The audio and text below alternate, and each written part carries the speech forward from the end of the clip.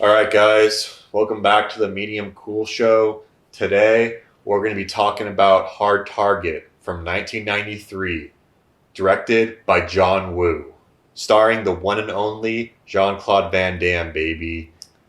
Oh yeah. I kept on mentioning to you, oh, let's watch Hard Target, bro. Let's watch Hard Target. And then you like clicked on it on Tubi, and then you saw like, what did you see that made you want to like watch it? Like, because when you saw it, you're like, oh, now I know why you want to watch this. Like, why? No, I knew you had been wanting to watch it, Yeah. and I wanted to watch it too. There's so many good movies on Tubi. I just like to scroll. I'm a scroller, you know.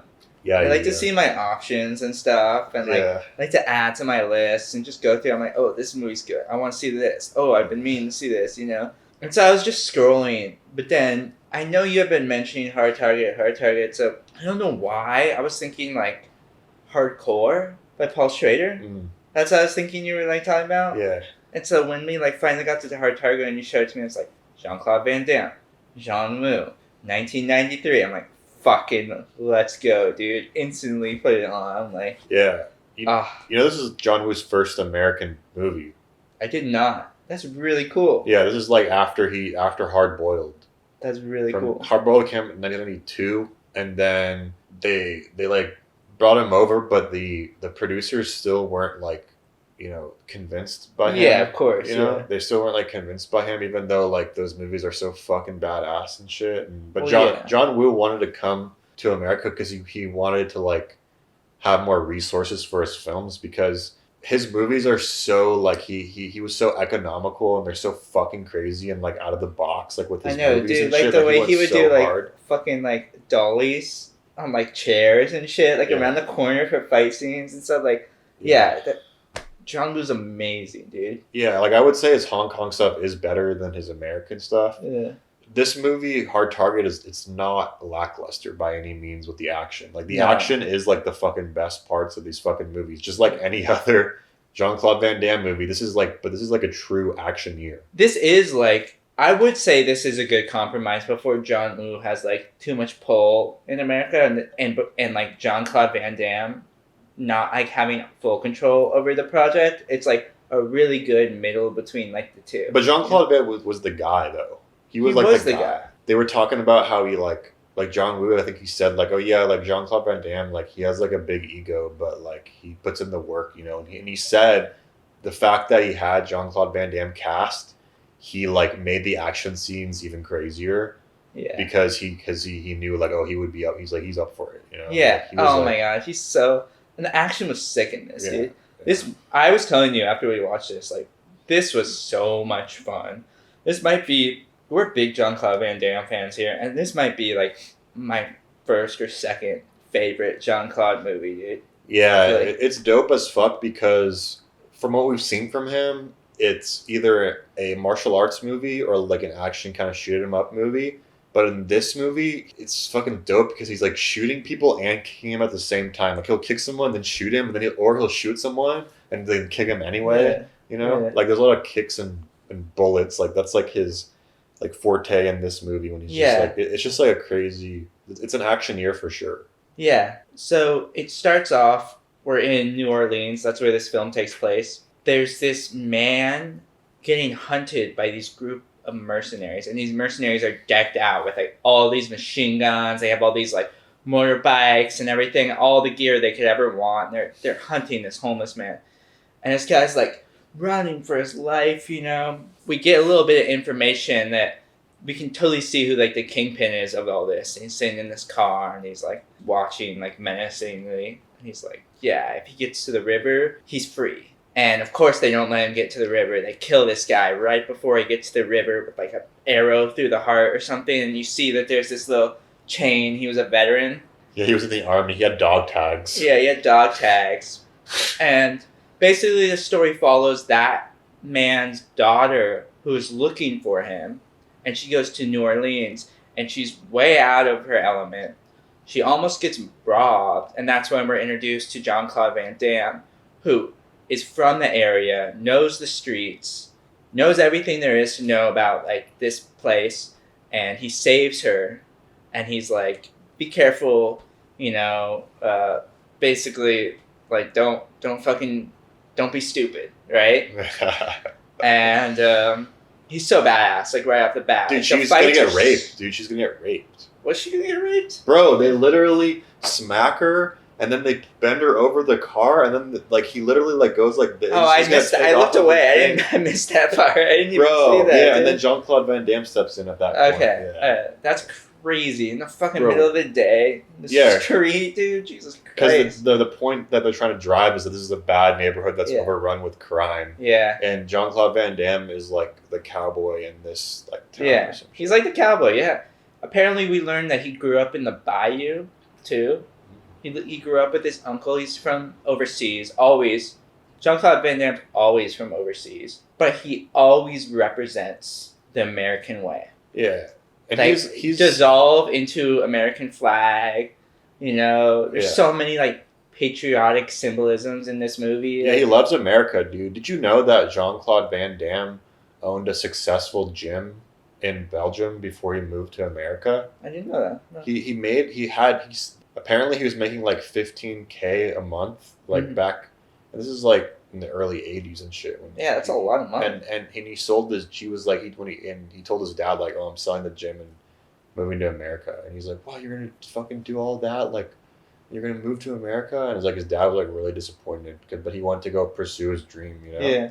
And it worked out for him because he's a hardworking guy. He's a hustler, dude. Yeah. Like if you read anything about him, like his ambition knows no bounds. Like it's really cool.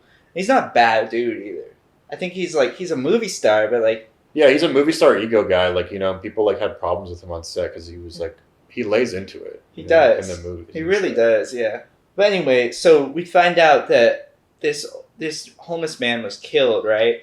And they find the body.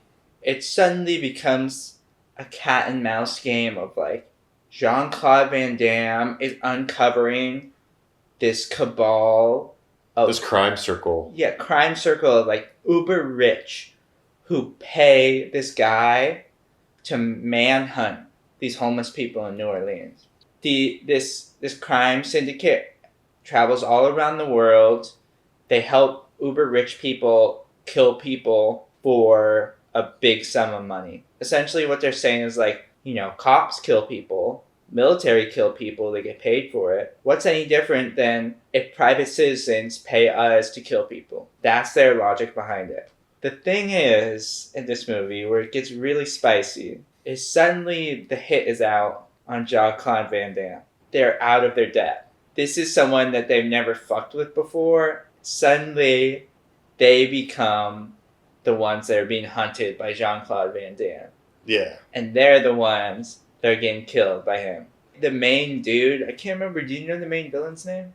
Fouché or something? You can totally tell that he loses himself in this chase. Yeah, in the pursuit. Yeah, and I love that. Like, I love that commentary. Yeah, he has a whole private army. Yeah. That's hunting him down, and he, you know that he's not going to be able to do it. But in this movie, he's just a badass from the beginning. Yeah, Jean-Claude. You know, because he's like ex-Marine, special ops, humble, like dock worker, looking for a job, just looking to get by type guy, humble guy. But he's really badass, and you know he hasn't used like his full potential yet with his skill set of fucking kicking ass. Yeah, we see that in this a lot. There's some crazy stunts, especially the part where they're on the bridge and he fucking shoots all those guys. Like, oh my god, he jumps over the.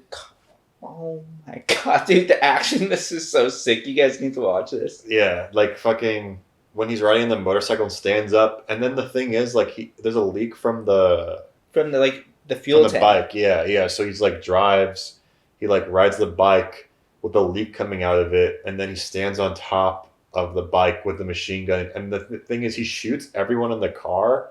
So I'm pretty sure everyone's dead before he like jumps over it and like rolls off the back, and then the fucking car explodes. Yeah, but like I'm pretty sure he killed everyone. I think he shot everyone. I think he overdid it, dude. I think the thing was like yeah I'm pretty sure like he shot through the car to hit the fuel tank, but like he's shooting through everyone. Like they're all bloody already. Yeah, they're all like dead and shit. Yeah. I don't know. One of my favorite things about this movie though is like the villain like getting lost in the in the chase. Like where like right after that scene where he like shoots them all on the off ramp and then they jump on their train. He's like gonna shoot him and he uncocks it and he like puts his bullet back and he's like it looks like we got a chase on their hands or some shit. Like that's like I don't know. There's something so the villain was really good in this. I really like the villains. They're really compelling. Yeah, definitely Drive Angry was inspired by this. Yeah, you think so? William, who's that guy who's in The Dark Knight, bro? The guy who's in Drive Angry, the villain in Drive Angry. He has like that gun that shoots like a single bullet, bro. Willie Friedland. I don't know. I know his face, dude. He's got like a very square face and like bushy eyebrows. Yeah, I know who you're talking about. But anyway, Hard Target is a great fucking picture. It's a great movie. It's a really good action movie. Where would you rank it in your like movies of Jean-Claude's we've seen so far? I would put it after Bloodsport. Yeah. But it might be downhill after this. But there might be some surprises. I don't know. Yeah. This is a John Woo action movie. It's not just a Jean-Claude Van Damme movie, even though they're marketing it and like people went to go see it because it was Jean-Claude Van Damme. Yeah. But like it's a John Woo. It's a John Woo. It has all the John Woo things too. Like but I want to make a final point. I've made this point before, but it's not on the same level as his fucking like this movie's not on the same level as his Hong Kong movies because his Hong Kong movies are just way more crazy and shit and just like so tactile and like grounded, like boots on the ground style. And I just feel like when he went to Hollywood, it was all still there, but it was more like watered down. Yeah. Because there's just something about when they take these martial arts action directors or like choreographers or whatever from like other movies overseas and they bring them over here.